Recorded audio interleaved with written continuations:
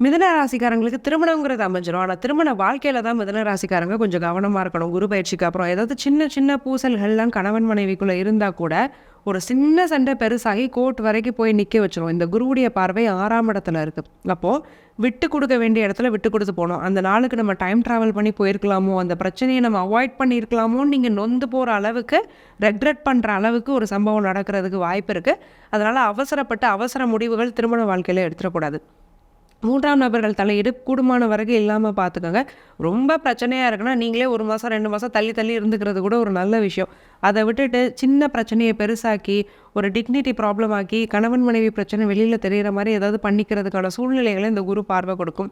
திருமணம் அமையாதவங்களுக்கு அமையுமான்னு கேட்டிங்கன்னா, தள்ளி அமையறதுக்கு வாய்ப்பு இருக்கு. ஒரு டிஸ்டன்ஸ்ல பொண்ணும் மாப்பிள்ளையும் அமைஞ்சுட்டு, பொண்ணு வேற இடம், மாப்பிள்ளை வேற இடத்துல ஒரு 6 மாசம், 7 மாசம் வேலை பார்த்துட்டு அடுத்து ஒண்ணா இருக்கணும் கல்யாணத்துக்கு அப்புறம். அந்த மாதிரியான அமைப்புகள்ல பெண் மாப்பிள்ளை அமையறதுக்கான வாய்ப்புகளும் மிக அதிகம் மிதுன ராசிக்கு குரு பயிற்சிக்கு அப்புறம்.